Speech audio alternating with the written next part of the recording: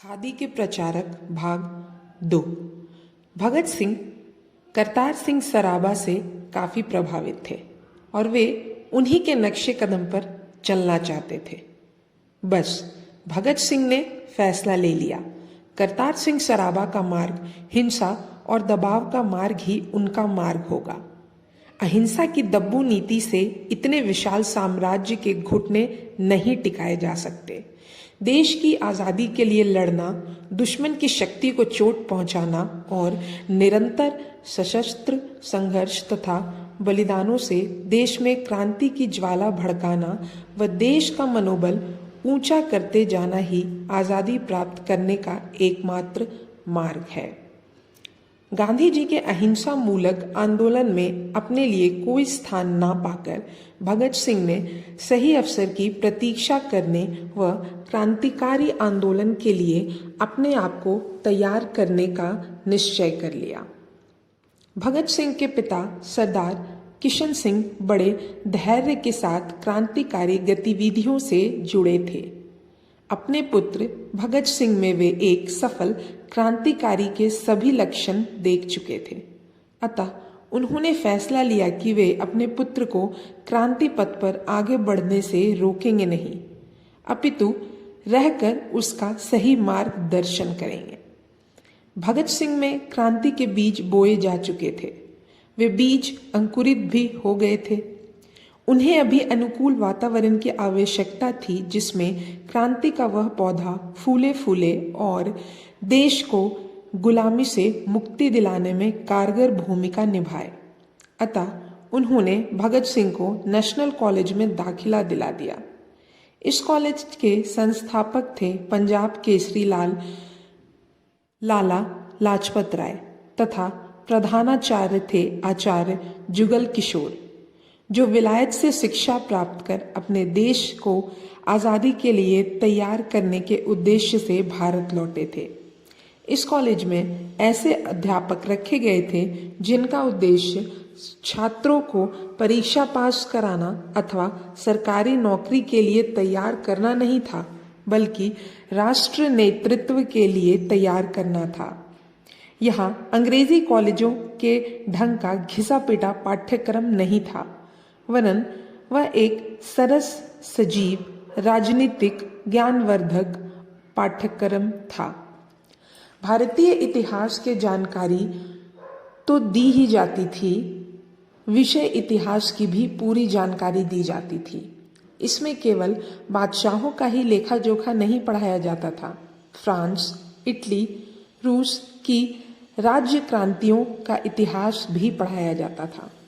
भारत में स्वतंत्रता प्राप्ति के लिए जो प्रयास हुए उनकी पूरी जानकारी दी जाती थी और संसार के जो दूसरे देश अपनी स्वतंत्रता के लिए लड़ रहे थे उनके आंदोलनों का परिचय भी दिया जाता था। नेशनल कॉलेज के लोकप्रिय प्रोफेसर थे भाई परमानंद, जो राजनीतिक विद्रोह के जुर्म में काले पानी की सजा भोग चुके थे।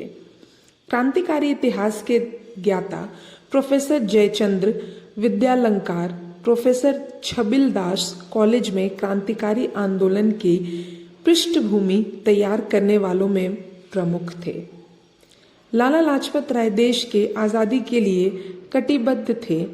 वे यह समझ चुके थे कि क्रूर और काइयां अंग्रेज अहिंसावादियों के नैतिक दबाव में आकर देश छोड़कर जाने वाले नहीं हैं। इन्हें देश से भगाने के लिए एक सुनियोजित तथा देशव्यापी क्रांति की जरूरत पड़ेगी और इसके लिए युवा पीढ़ी को तैयार करना होगा। अतः उन्होंने नेशनल कॉलेज को क्रांतिकारी कॉलेज के रूप में बदलने में अपनी पूरी ताकत झोंक दी थी। जिन दिनों गंभीर राजनीतिक अध्ययन और प्रोफेसर जयचंद्र विद्यालंकार के संपर्क से उनके मन में एक विद्रोही विकसित हो रहा था। एक दिन जयचंद्र जी के मकान पर ही विख्यात क्रांतिकारी सच्चिदानंद सान्याल से उनकी हृदय भेंट हुई। इस परिचय और बातचीत से भगत सिंह के सामने क्रांतिकारी दल के नए क्षितिज खुल गए। भगत सिंह की रगों में क्रांतिकारियों का खून था। देश से जलावतन उनके चाचा सरदार अजीत सिंह पास न होकर भी हर समय एक प्रेरक शक्ति और आदर्श के रूप में उनके सामने थे।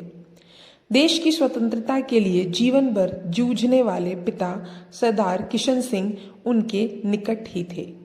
इसलिए उनका मन दो तेज तरंगों से लहरा रहा था। पहली तरंग थी मैं कुछ करूँगा और दूसरी लहर थी मैं ऐसा क्या करूँ कि कुछ बेजोड़ बात बने।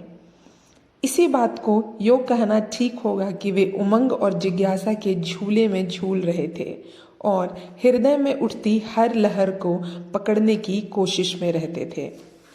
असहयोग आंदोलन के समाप्त होते होते ही अकाली आंदोलन उठ खड़ा हुआ। इसका उद्देश्य सरकार पर सख्त और स्वार्थी महंतों के कब्जे से निकालकर गुरुद्वारों की संपत्ति को सिख समाज के सार्वजनिक नियंत्रण में लाना था। इस आंदोलन के कार्यकर्ताओं का बाहरी चिन्ह था काली पगड़ी। भगत सिंह भी उन दिनों बड़े ठाठ से काली पगड़ी पहनते थे तथा कृपान रखते थे। उस छोटी सी उम्र में उनमें इतनी तेजस्विता थी कि हर उठता आंदोलन उन्हें अपने साथ लेने को उत्सुक था और हर आंदोलन के प्रति सचेष्ट थे। भगत सिंह अब क्रांतिकारी दल के बाकायदा सदस्य थे तथा नेशनल कॉलेज के परिश्रमी विद्यार्थी थे। कॉलेज में अध्ययन के दौरान एक और जहां वे ज्ञान प्राप्ति के लिए कठोर परिश्रम करते, वहीं देशभक्त युवकों का एक मंच पर लाने के लिए उनसे घनिष्ठता भी बढ़ाते थे और युवाओं को देश के लिए कुछ कर गुजरने के लिए हमेशा प्रोत्साहित करते रहते थे। यह उनकी सबसे बड़ी विशेषता थी। यहाँ खत्म होती है खादी के प्रचारक। अब अगले भाग में हम सुनेंगे भगत सिंह पारिवारिक संस्कारों के धनी कैसे थे।